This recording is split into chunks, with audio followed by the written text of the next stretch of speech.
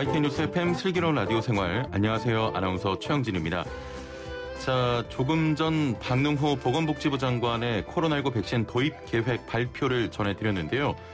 자, 백신은 내년 1분기에 도입이 되고요. 최대 4,400만 명분을 선구매하고 내년 2월과 3월쯤 접종을 할 전망이라고 밝혔습니다. 자, 접종 대상은 의료 종사자 등이 우선할 것이라고 말했는데요. 자세한 내용은 이어지는 뉴스에서 전해드리도록 하겠습니다. 자, 어제 코로나19 확진자가 594명 추가됐습니다. 사흘 만에 600명 아래로 떨어졌지만 여전히 많죠. 백신 관련 소식 굉장히 반갑네요. 자, 오늘부터 수도권에 사회적 거리 두기 2.5단계가 시행됩니다. 앞으로 3주간 모든 생활이 철저히 통제되는데 이런 가운데 수도권의 학원도 운영이 중단됩니다. PC방과 오락실 등은 운영되지 학원이 문을 닫게 되면서 시험 기간을 앞둔 학생들과 돌봄 노동 공백으로 학부모들의 반발 목소리도 커지고 있는데요. 청와대 국민청원 게시판에 10명 이내 수업은 허용해달라 이런 청원도 올라왔습니다. 집합금지 형평성 맞춰달라 이런 이야기죠. 코로나19 대응 참 쉽지 않은 것 같습니다. 1부는 슬기로운 자취생활 시간인데요. 경기도를 남도와 북도로 나눠야 한다. 1987년부터 지금까지 이야기가 나오고 있습니다. 경기도 분도 관련 이야기 나눠보고요. 2부는 재무백과사전 시간입니다. 13월의 월급 연말정산 이야기 해보죠. 연말정산 관련해서 궁금한 점 있는 분들 단문 50원 장문 100원의 유료 문자 샵 0945번으로 보내주시거나 애플리케이션 댓글창 이용하시면 되겠습니다. YTN 뉴스 FM 슬기로운 라디오 생활 지금 바로 출발합니다. 네, 매주 화요일 1부는 슬기로운 자취생활 시간입니다. 자, 매주 화요일 우리 동네를 살기 좋은 곳으로 만들기 위해서 지역의회에서 어떤 일을 하고 있는지 알아보는 시간 가지고 있는데요. 경기도를 남도와 북도로 나눠야 한다. 경기도 분도 이야기입니다. 1987년 이야기가 나온 이후 현재까지 이어지고 있는데요. 자, 그동안 경기 북부 지역은 점점 규모가 커지면서 곧 인구 350만 명을 기록할 것으로 보입니다. 최근 국회에서 경기 북도 설치에 관해 입법 논의가 시작되기도 했는데요. 하지만 경기도 분도가 오히려 북부 지역의 발전을 어렵게 한다는 반대 의견도 적지 않습니다. 경기도 분도 필요성과 어떻게 진행돼야 하는지 자세히 짚어보도록 하죠. 함께 말씀 나눌 분 모셔보겠습니다. 경기도 의회 최경자 의원 연결돼 있습니다. 안녕하세요. 안녕하세요. 반갑습니다. 최경자 의원입니다. 예, 요즘 코로나 때문에 바쁘시죠? 네. 예. 자, 바쁘시지만 건강 잘 챙기시고요. 네. 자, 먼저 경기 분도, 이 분도라는 개념에 대해 설명을 좀 해 주셔야 될 것 같습니다. 말 그대로 경기도를 나누겠다 이겁니까?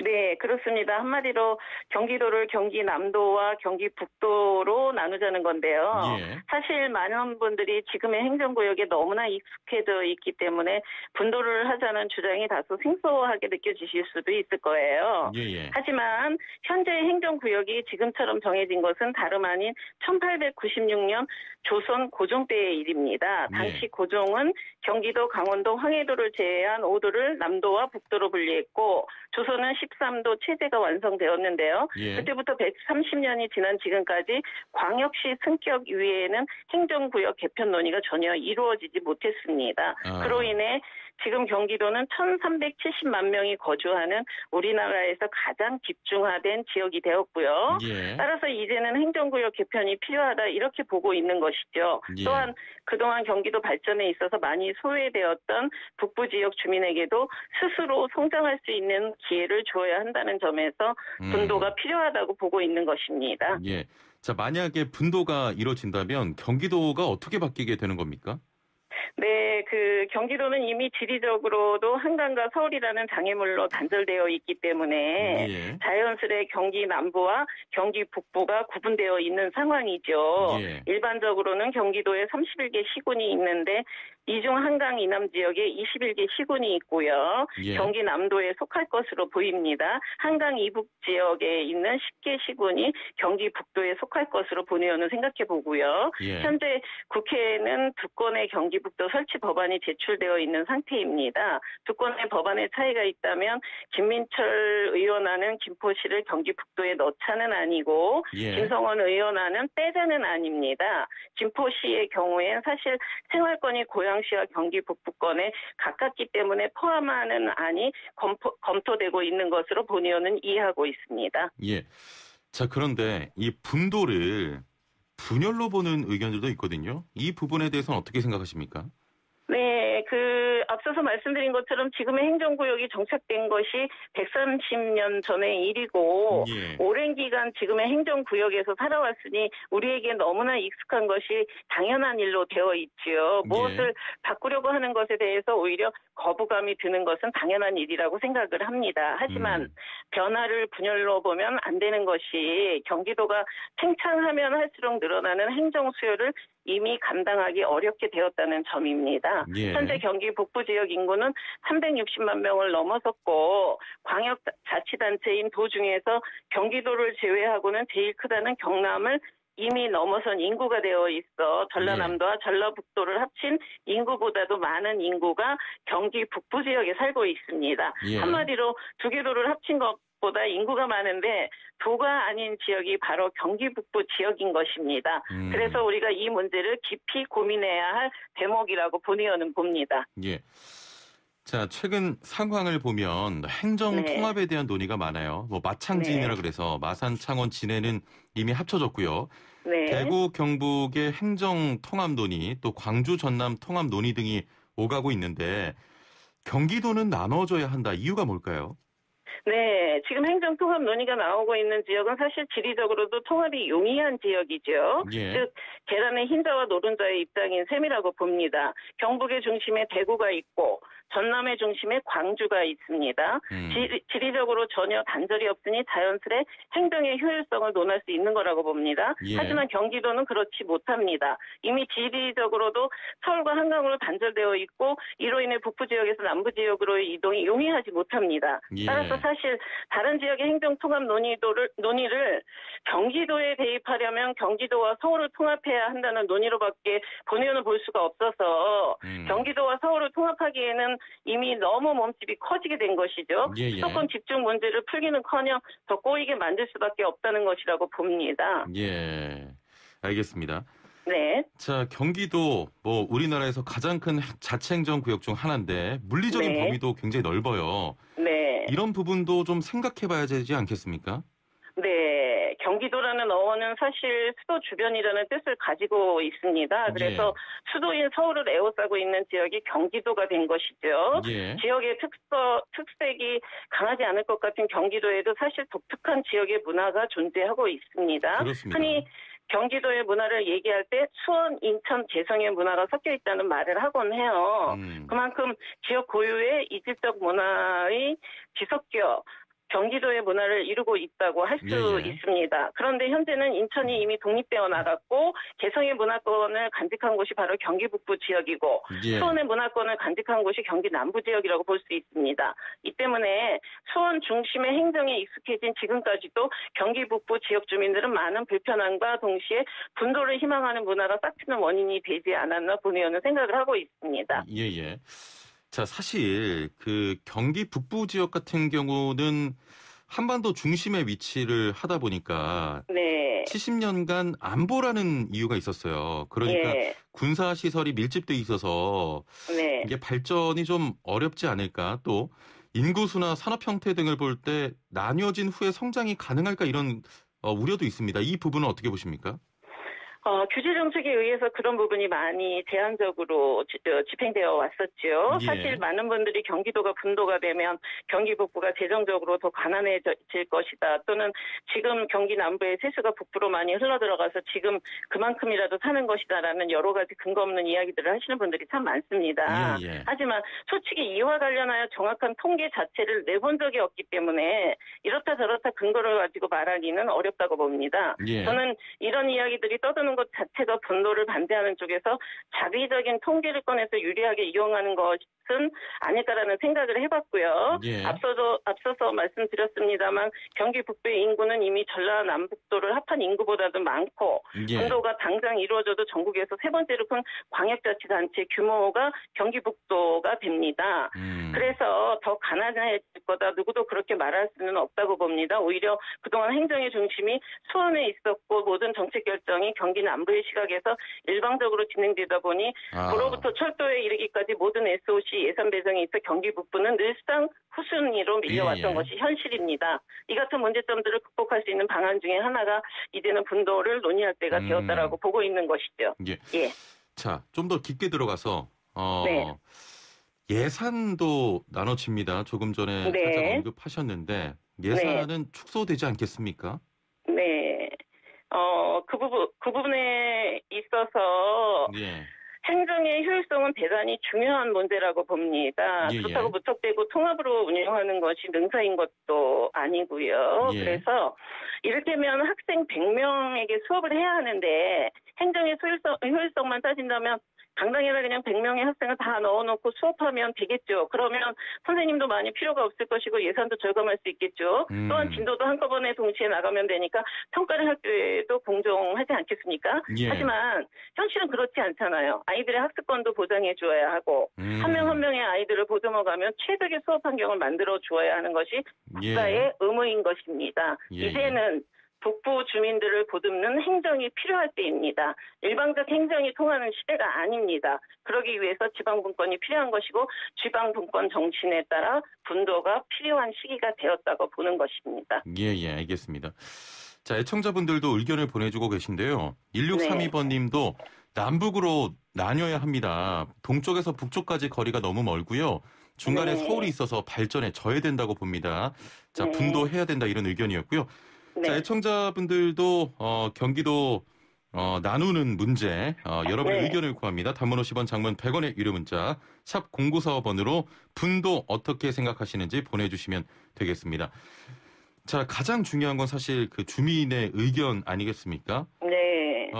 같은 또 경기도 내에서도 남부와 북부의 개발 격차가 커지면서 어떻게 보면은 좀 심한 불균형을 보이고 있는데요. 주민들은 좀 어떤 의견을 가지고 계십니까? 그동안 이제 정치권에서 줄곧 경기도 분도론이 논의가 되었다는 것은 그 아젠다가 결국 북부권 주민들의 표심을 자극했기 때문이라고 본의원은 보고 있습니다. 그래서 표심을 자극한다는 것은 주민들이 피부로 느끼는 요구가 있다는 것이고 저는 이 문제를 이제는 수면 위에서 논의할 때가 되었다라고 보고 있는 것이죠. 그래서 제가 지난번 경기도의회 본회의 자유 발언에서도 이재명 도지사께 주민들의 의견을 열린 자세로 경청할 수 있는 전담 기구를 설치하자고 제안했던 것이에요. 이제는 경기도 분도 논의를 철저히 주민들의 입장에서 선택에 맡겨야 한다고 봅니다. 공론화 과정이 그 어느 때보다 중요하다고 보고 있는 것입니다.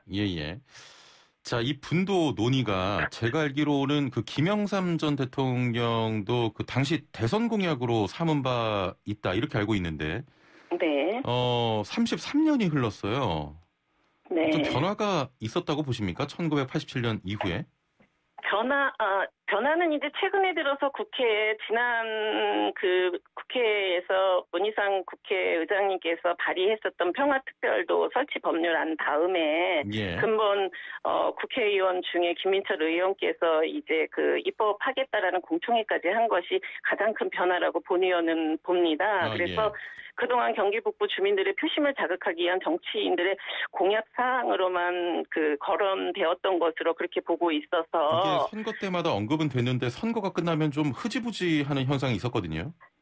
이것은 제대로 된 논의를 거치지 못했던 가장 큰 책임은 역대 경기도지사의 무관심에 있다고 볼 수 있고요. 사실 지금까지 경기도지사를 거쳐갔던 분이 대부분의 인사들이 당대에는 대권 후보로 거론되던 분들이 많았었습니다. 그분들 입장에서는 전체 경기도의 수장으로서 역할을 하고 싶지 결코 자신의 권한이 축소되는 반토막난 경기도의 수장으로 남고 싶어 하지는 않았겠죠. 그래서 분도 논의 자체가 경기도 차원에서 제대로 추진되지 못해왔던 아쉬움이 있었던 것으로 봅니다. 자, 올해 경기도 교외선 운행이 또 진행이 되고 있습니다. 경기 남부 북부 간의 불균형 해소를 위한 방안 중 하나로 보고 있는데 이 부분에 대해서도 강력한 좀 진행을 주장을 하셨습니다. 어떤 장점이 있습니까? 사실 교회에서는 남북부 간 불균형 해소와는 아무 상관이 없다고도 볼 수 있어요. 오히려 예. 남부 중심의 행정이 빚은 비상식을 상식으로 바꾸려는 사업이었던 것이죠. 교회선에 대해서 조금 더 설명을 드리면 서울에서 평양을 거쳐 신의주로 가는 철도를 우리는 경의선이라고 합니다. 예. 북쪽으로 가는 거죠.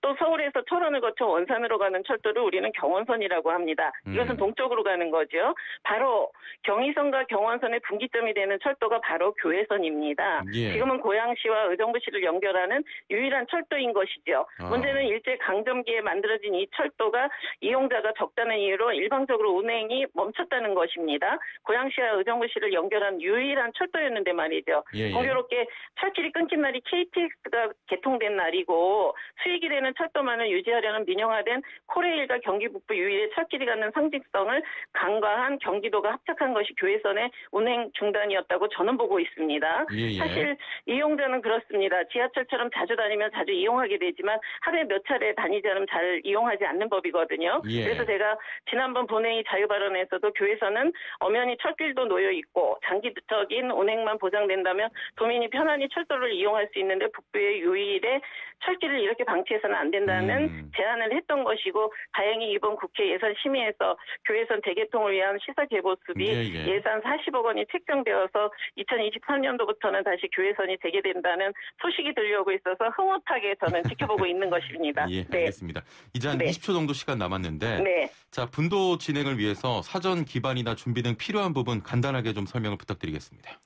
네, 7일 국회에서 행정안전위원회 주최로 처음 이제 경기북도 설치법과 관련 입법 공청회가 있었습니다. 예. 결국 법률안이 통과되어야 최종적으로 행정구역이 개편되겠습니다만 그 전에 사전 이행 과정으로 경기도의회에서도 논의가 있어야 할 것이고 주민투표도 선행되어야 할 일들이라고 보고 있어서 경기도의회에서 심도 깊은 논의가 시작되어야 한다고 봅니다. 주민들의 의사가 중요한 만큼 경기북부 10개 시군 차원에서도 지방의회를 중심으로 많은 논의가 이루어질 것으로 그렇게 준비하겠습니다. 알겠습니다. 오늘 말씀 여기까지 듣겠습니다. 감사합니다. 네, 감사합니다. 네, 지금까지 경기도의회 최경자 의원과 함께했습니다. 자, 1부는 여기서 마치고요. 2부는 재무백과사전 준비되어 있습니다. 13월의 월급 연말정산 관련 이야기 나눠볼 텐데요. 연말정산 관련해서 궁금한 점 있는 분들 단문 50원 장문 100원의 유료 문자 샵 0945번으로 보내주시길 바랍니다. 57분 날씨와 교통정보 듣고 2부로 돌아옵니다. 네, 슬기로운 생활을 위한 생활백서 매주 화요일은 알아둬야 손해 안 보는 생활법령을 알아봅니다. 생활 속 각종 분쟁들 법을 알면 답이 보입니다. 층간소음 때문에 괴로움을 호소하시는 분들 많으신데요. 최근에는 벽간소음이란 이름으로 윗집 아랫집뿐만 아니라 옆집 사이에서도 문제가 되고 있습니다. 오늘 법제처와 함께하는 생활백서 층간소음과 관련된 생활법령에 대해 알아보겠습니다. 자, 오늘도 함께할 법제처의 김유미 사무관 연결돼 있습니다. 안녕하세요. 네, 안녕하세요. 예. 자, 먼저 층간소음과 관련된 오늘의 사연 만나보죠.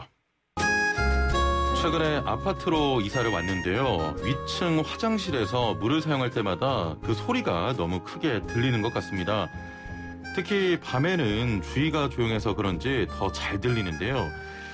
그래서 늦은 저녁 시간만이라도 사용을 자제해달라고 위층에 양해를 구해보려고 하니까 문득 화장실에서 물을 사용하는 소리도 층간소음에 해당되는지 의문이 드는 겁니다.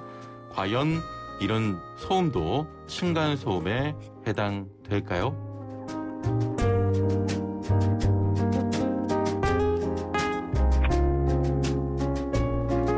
네, 요즘 코로나19로 외출보다는 집에서 보내는 시간이 늘면서 이웃 간의 층간소음 문제도 지속되고 있습니다. 층간소음의 경우 실생활과 밀접하게 맞닿아 있기 때문에 더욱더 주의를 기울여야겠죠. 네, 그렇습니다. 최영진 아나운서께서는 오늘의 사연 어떻게 생각하세요? 이거는요. 절대로 층간소음에 해당이 안 된다고 봅니다. 2번 아닐까요? 과합니다. 네, 맞습니다. 네, 맞습니다. 정답은 2번 층간소음에 해당되지 않는다입니다. 예. 네, 공동주택관리법 제20조 제1항에 따르면 층간소음이란 공동주택에서 뛰거나 걷는 동작에서 발생하는 소음이나 음향기기를 사용하는 등 활동에서 발생하는 소음 등을 의미합니다. 예. 이러한 층간소음의 범위는 공동주택 층간소음의 범위와 기준에 관한 규칙 제2조에서 규정하고 있습니다. 예. 우선 층간소음은 뛰거나 걷는 동작 등으로 인해 발생하는 직접 충격 소음과 텔레비전 음향기기 등의 사용으로 인해 발생하는 공기 전달 소음을 포함합니다. 예. 그런데 다만 규칙 제2조 단서 조항에서 욕실, 화장실 및 다용도실 등에서 급수, 배수로 인해 발생하는 소음은 층간소음 범위에서 제외하고 있습니다. 예. 따라서 오늘 살펴본 사례와 같이 위층 화장실에서 물을 사용하는 소리는 층간소음의 범위에서 제외되기 때문에 층간소음으로 규제되지는 않습니다. 그렇기 때문에 분쟁 조정 신청 등과 같이 적극적인 조치를 취하기는 어렵습니다. 아, 그렇군요. 자, 그럼 혹시 추가로도 알아둬야 할 점도 있을까요? 네, 참고로 층간소음 외에도 공동주택에서 발생할 수 있는 분쟁으로 층간 간접 흡연 문제가 있는데요. 예. 이것도 법에 규정되어 있습니다. 공동주택관리법 제20조의 2에 따르면 공동주택의 입주자는 발코니, 화장실 등 세대 내에서의 흡연으로 인해 다른 입주자에게 피해를 주지 않도록 노력해야 된다. 이렇게 규정을 하고 있습니다. 예. 또 간접 흡연으로 피해를 입은 입주자는 관리사무소장 등 관리 주체에게 간접 흡연에 대한 사실을 알리고 그 이후에 관리 주체는 간접 흡연 피해를 끼친 해당 입주자에게 일정한 장소에서 흡연 중단을 권고하도록 요청을 할 수가 있습니다. 예.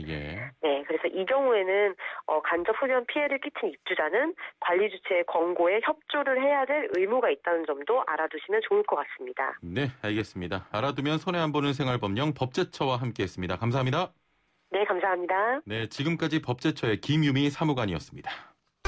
네, 11시에 만나는 슬기로운 백과사전 준비되어 있습니다. 매주 화요일엔 재무 백과사전을 펼쳐보겠습니다. 13월의 월급 연말정산 기간이 가까워졌습니다. 서류는 다음 달이죠.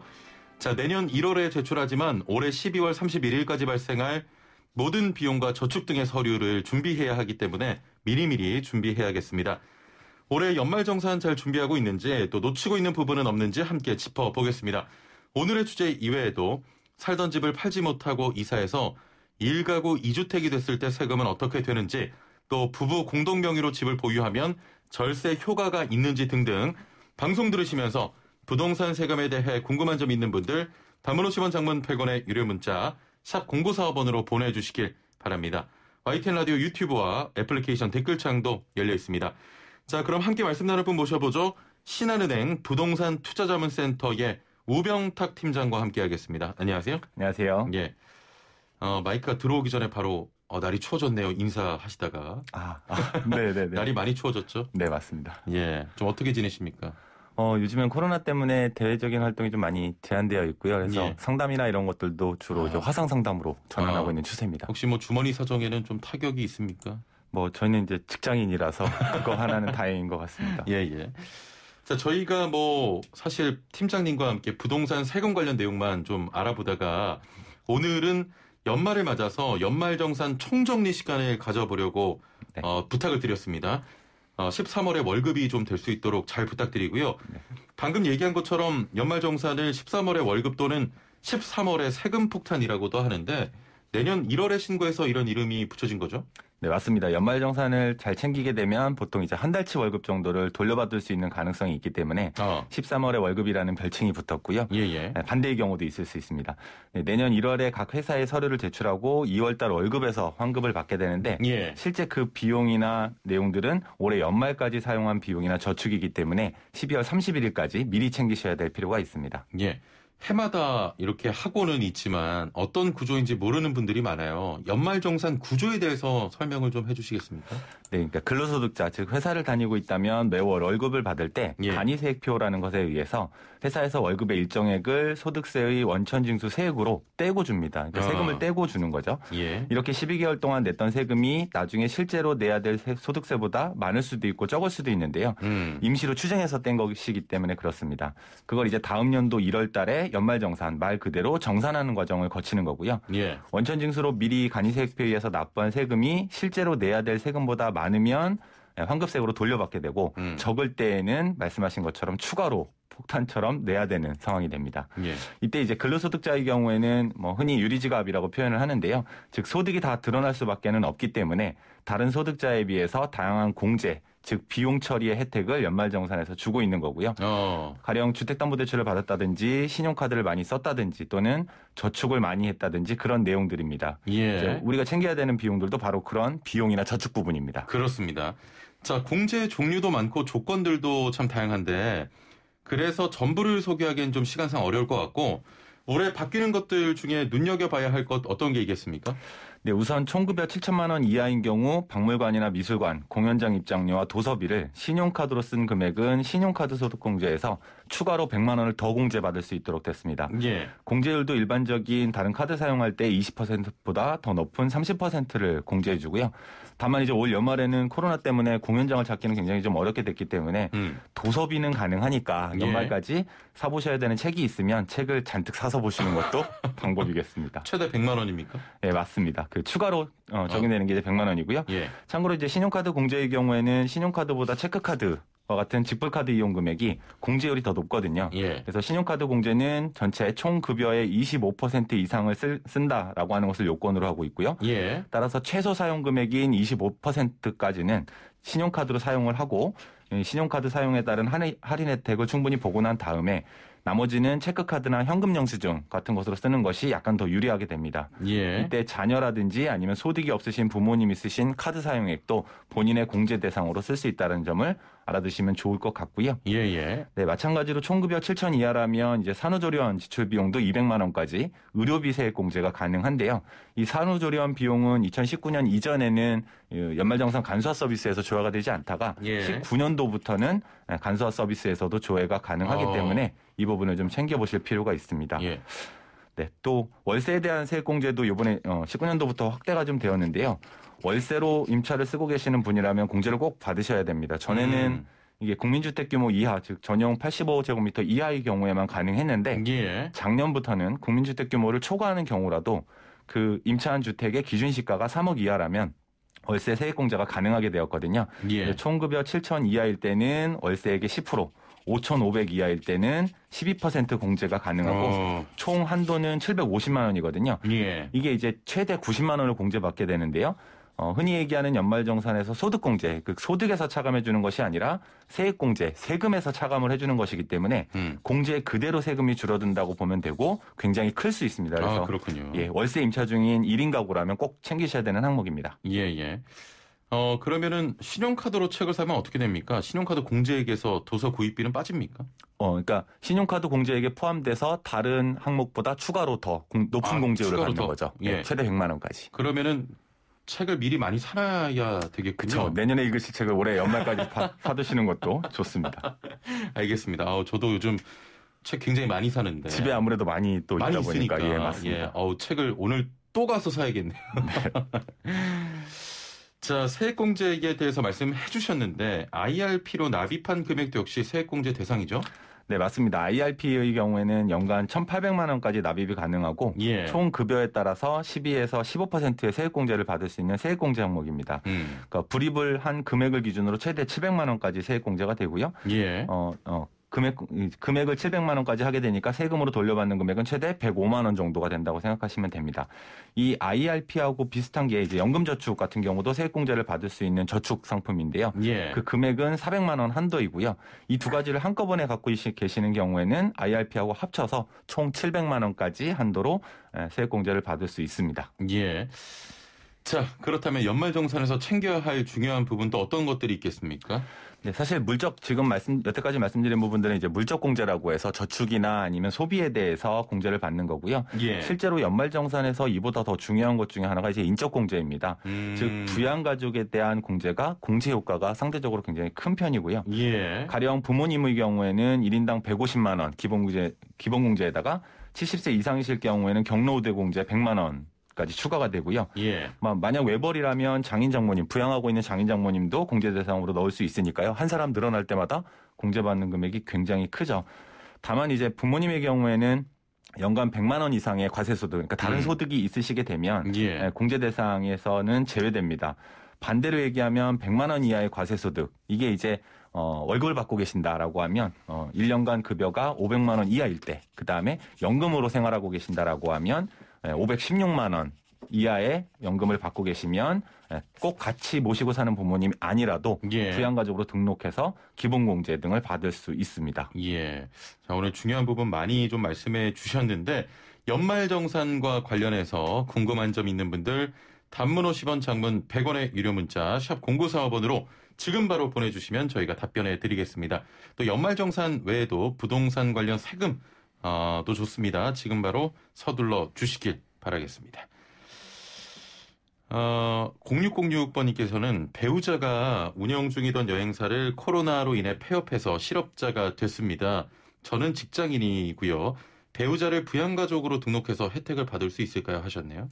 네, 말씀드린 것처럼 이제 연간 소득 금액이 100만 원 이하라면, 예. 그러니까 이제 사업소득이시기 때문에 아까 말씀드렸던 근로소득일 경우에는 500만 원, 연금 생활일 때에는 516만 원 미치면 되는데 사업소득의 경우에는 경비 등을 차감하고 난 과세 대상 사업소득 금액이 100만 원 이하일 경우에만 기본공제 대상자로 가능하고요. 예. 뭐 안타까운 일이지만 이제 연초에 만약에 연중에 폐업을 하신 상황이라면 연초에는 좀 소득이 발생을 하셨을 거고 예. 그래서 100만 원이 넘게 되면 올해는 부양가족으로 대상이 되지 않습니다. 100만 원이군요, 기준이. 좀 낮죠. 그러니까 근데 이제 낮은데요? 이게 급여는 아니고 예. 소득 금액이라고 해서 경비에 차감되는 경비가 차감되고 난 후의 금액이기는 합니다. 그래서 예. 근로소득일 때는 말씀드린 것처럼 500만 원이면 소득 금액이 100만 원 이하가 됩니다.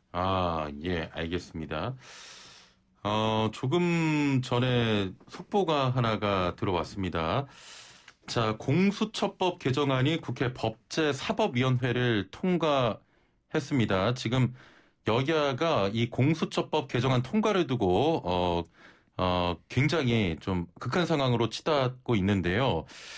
자, 지금 국민의힘은 내일 필리버스터 등 모든 수단을 동원해서 개정안 통과를 저지하겠다 이런 입장이고, 자, 민주당은 검찰 개혁을 더는 미룰 수 없어서 내일 반드시 처리를 강행하겠다는 입장입니다. 자, 자세한 내용은 역시 이어지는 뉴스에서 전해드리도록 하겠습니다. 자, 0131번님, 저는 프리랜서로 가끔 수입이 있고 남편은 직장에 다니고 있습니다. 제가 일하는 달은 훨씬 수입이 많지만 매달 일정하진 않아서요. 소득공제용 생활비 관리카드를 누구 명의 카드를 많이 사용해야 유리할까요? 이런 질문이네요. 네, 자주 들어오는 질문 중에 하나인데요. 예. 프리랜서, 즉 사업자로 분류가 되고요. 근로자와 같은 연말정산에 따른 신용카드 공제를 받을 수가 없습니다. 그래서 대신 사업자인 프리랜서의 경우에는 본인의 카드로 사용한 비용 중에서 본인의 프리랜서 사업과 관련된 비용이라면 예. 경비로 따로 전액 인정을 받게 되거든요. 따라서 이제 카드 사용하시는 금액 중에서 프리랜서 사업과 관련된 부분은 사업자 본인의 카드로 사용을 하시고 그 외에 가사, 그러니까 생활에 필요한 카드의 지출은 근로소득자인 남편의 월급으로 총급여의 25% 이상을 쓴다는 전제 하에서 남편 명의 카드로 사용하시는 것이 더 유리하겠습니다. 남편 명의 카드로 사용하는 것이 더 유리하다. 네. 예. 자, 9185번님, 60제곱미터 이하 주택, 상가주택, 기준이 50% 넘는 건물 한 채와 아파트 한 채가 있습니다. 6억 원 이하 아파트에는 30년 상환 대출이 있는데 연말정산 시에 공제받을 수 있을까요? 월 100만 원 정도 대출로 나갑니다 하셨네요. 네, 이 경우에는 2주택으로 분류가 되시는 상황이어서 예. 연말정산에서의 장기주택 저당 차입금 이자의 공제라고 하는데 이 부분에 대한 대상은 되지 않을 것으로 생각됩니다. 대상은 안 된다. 2주택자라서. 예. 1046번님, 부모님 요양비도 받을 수 있나요? 그리고 아들이 자취하는데 월세도 가능한지요? 하셨네요. 네, 자취를 하시는 경우 이제 근로자 본인의 월세 세액공제 부분들은 받을 수가 있습니다. 그러니까 자녀분이 이제 학교를 다닌다라든지 하는 케이스 말고 회사를 다니면서 별로 하고 있다면 자녀분 본인의 명의로 그렇죠. 월세 세액공제는 받을 수 있겠지만 그 반대의 부모님의 경우에는 해당 사항이 없다고 보시면 될 것 같고요. 만약에 직장인이 아닌 경우는 어떻게 되는 겁니까? 네, 그 경우에는 이제 이 연말정산이라고 하는 게 근로소득자에 대해서만 적용을 하는 거기 때문에 적용 대상이 되지는 않고요. 그다음에 부모님의 요양비에 대해서는 부모님이 다른 소득이 없으시고 그래서 다시 얘기하면 기본공제 대상자로 되어 있으시고 그 상태에서 지출한 비용이라면 의료비 공제로 공제를 받을 수 있습니다. 의료비 공제로 받을 수 있다. 네. 근데 죄송합니다. 제가 헷갈리는 게 아들이 자취 학생인데 월세를 내고 있지 않습니까? 네. 부모가 그 소득공제를 받을 수가 없습니까? 부모가 네. 근로자라고. 네, 월세 세액공제는 근로자 본인의 사용에 되는군요. 대한 부분만 받을 수가 있습니다. 좀 안 된다고 합니다. 8594번님, 저는 직장인이고 집사람은 올해 4월 말 일자로 퇴사 후에 실업급여 받고 있는데 제가 연말정산 받을 때 외벌이로 집사람도 공제가 됩니까? 라고 하셨네요. 역시 그 연간 배우자의 그러니까 휴직 중이신 배우자의 근로소득 과세 대상 금액이 100만 원이 넘는지 넘지 않는지를 좀 살펴보실 필요가 있고요. 만약에 그 실직을 하셨는데 마찬가지로 근로소득자 본인이 그러니까 배우자분이 근로소득자셨다면 연간 받은 금액 범위 내에서는 본인의 금액으로는 역시 연말정산을 한 번 더 받을 수는 있는 거죠. 예. 자, 6002번님, 월세 공제 질문드립니다. 저는 현재 보증금 5천만 원에 월 60만 원으로 오피스텔 거주하고 있는데요. 오피스텔의 월세도 받을 수 있을까요? 네, 오피스텔의 경우에도 당연히 월세 세액 공제 되고요. 오피스텔뿐만 아니라 고시원의 경우에도 근로자 본인의 월세 부분이라면 조건을 충족했다는 의미에서 대부분 다 조건을 충족하게 될 텐데요. 국민주택 규모 이하, 그러니까 85를 넘지 않는 규모이거나 아니면 기준시가가 3억을 넘지 않으면 이상 없이 받을 수 있고요. 집주인의 동의도 필요 없습니다. 본인이 직접 제출하시면 됩니다. 받을 수 있습니다. 자, 3325번님, 청약 열풍이 불고 있어서 아직 점수는 낮지만 언젠간 쓸 것 같아서 청약저축에 가입했습니다. 청약저축도 공제받을 수 있다던데 얼마나 받을 수 있을까요? 하셨네요. 네, 무주택 세대주이신 상황이라면 주택청약 종합저축은 물론 청약저축, 이런 이름이 붙은 청약저축 종류는 납입금액의 40%, 최대 240만 원까지 이 경우에는 세액공제는 아니고 소득공제, 소득에서 차감하는 형태로 공제를 받을 수 있습니다. 다만 이제 주택 임차 차입금, 원리금 상환액에 대한 공제라는 게 있는데 이거를 같이 받고 계시는 상황이시라면 그걸 더해서 최대 300만 원까지만 공제가 됩니다. 다시 얘기하면 청약저축 자체만으로는 최대 240만 원까지. 그다음에 임차 차입금, 원리금 상환액 대출을 받고 계신다면 합쳐서 300만 원까지 공제가 됩니다. 알겠습니다. 7788번님은 월세 공제는 연소득 7천만 원 이상이면 받을 수가 없나요? 하셨네요. 네, 맞습니다. 월세에 대한 세액공제 부분들은 소득에 대한 제한이 있습니다. 그래서 총 급여가 7천만 원 이하인 경우에만 공제를 받을 수 있습니다. 자, 연말정산 관련해서 궁금한 점 또 고민 있으신 분들 지금 바로 단문 50원, 장문 100원의 유료 문자 샵 0945번으로 보내주시면 저희가 해결해 드리겠습니다. 0214번님. 근로자면서 사업자 소득이 있는 사람은 어떤 걸로 해야 하나요? 라고 하셨거든요. 이중적인 성격이 다 있으시다는 얘기신 거니까 투잡을 하고 계신다는 말씀이신 거예요? 하나는 근로자고 하나는 또 사업으로. 그러면 별도로 따로 판단하시는 게 맞을 것 같고요. 그다음에 회사에서 받는 근로소득에 대한 부분들은 마찬가지로 간이세액표에 의한 원천징수 세액을 띄고 받은 상태이기 때문에 그 범위 내에서는 연말정산 대상이 된다고 보시면 됩니다. 7222번님, 저는 대전에 부모님 증여주택이 있고 50년 넘게 인천에 살고 있는데 직장 때문에 인천 거주주택은 월세 살고 있고요. 월세 공제가 안 된다고 세무서에서 공제가 안 된다고 합니다.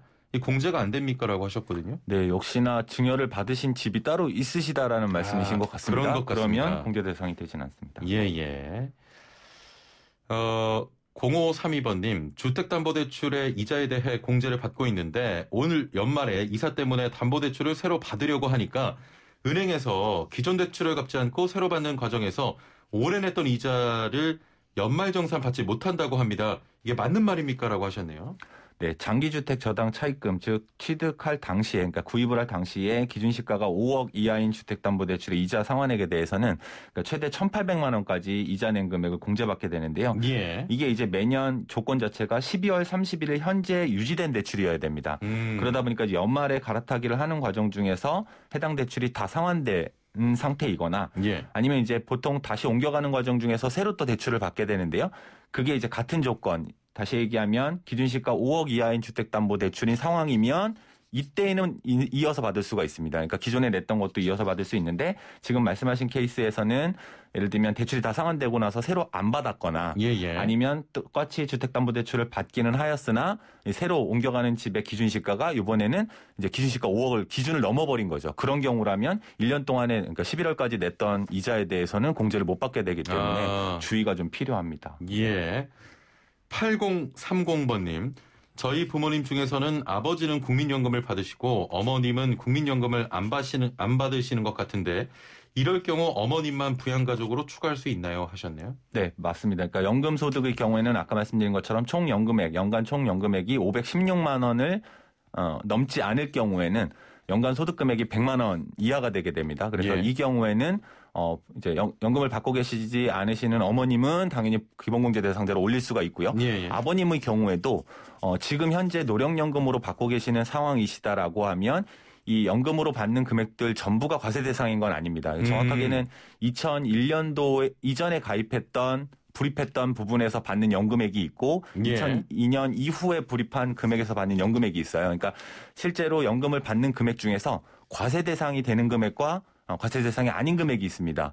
그래서 실제로는 연금을 받고 계시는 아버님의 경우에도 연금의 상당 부분이 2001년도 이전에 가입한 데서 나오는 부분이어서 그 이후 것만으로 계산했을 때는 100만 원이 안 된다면 역시 공제 대상을 아버님도 추가하실 수도 있습니다. 같이 올릴 수가 있네요, 어머님하고. 그래서 금액이 되면? 아버님의 연금 받으시는 금액의 과세 대상 금액이 얼마인지를 조금 확인해 보실 필요가 있습니다. 예, 알겠습니다. 잘 한번 확인해 보시면 두 분 다 부양가족으로 추가할 수 있겠습니다. 6678번님. 배우자가 코로나19로 인해서 실직하고 270일 동안 실업급여 받고 있는데 배우자 공제 받을 수 있습니까? 하셨네요.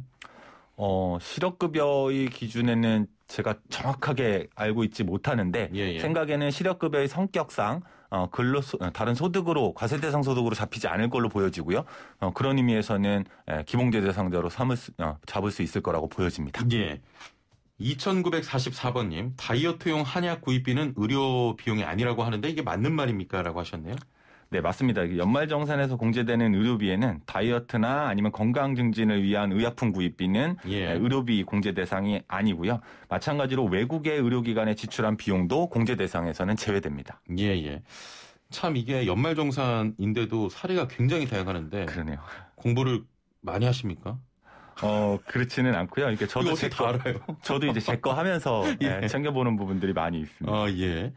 6243번님, 45세 직장인입니다. 가정주부인 와이프 명의로 올해 가입한 연금저축이 있는데 매월 33만 원씩 내고 있습니다.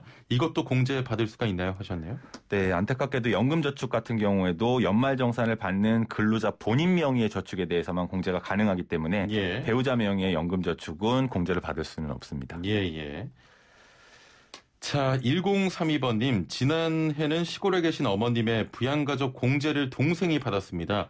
올해는 사정상 제가 공제 받아도 문제 되지 않을까요? 라고 하셨거든요.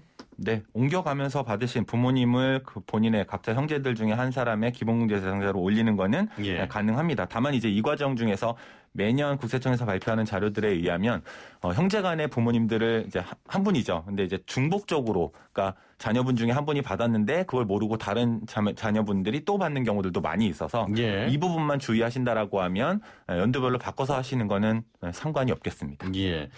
5992번님, 처남을 공제 대상에 포함할 수 있나요? 라고 하셨거든요. 기본공제 대상자로 들어가지는 않습니다. 다만 이제 학생인 경우고 이제 같이 생활을 하고 있다면 그러니까 부양을 하고 있다면 예를 들면 학비라든지 기타 이런 것들은 제한적으로 공제 대상이 될 수 있습니다. 알겠습니다. 자, 오늘 질문들이 많았네요. 자, 오늘 말씀 감사합니다. 네, 고맙습니다. 네, 지금까지 신한은행 부동산 투자 자문센터의 우병탁 팀장과 함께했습니다. 네, 관련 속보 하나 전해드리면서 이 시간 맺겠습니다. 대검찰청이 판사 사찰 관련 윤석열 총장 사건을 서울고검에 배당을 했습니다. 대검 차장은 모든 진상을 철저히 규명하도록 지시했습니다. 자, 갈등이 여기저기서 터지고 있네요. 내일 뵙죠. 최영진이었습니다. 고맙습니다.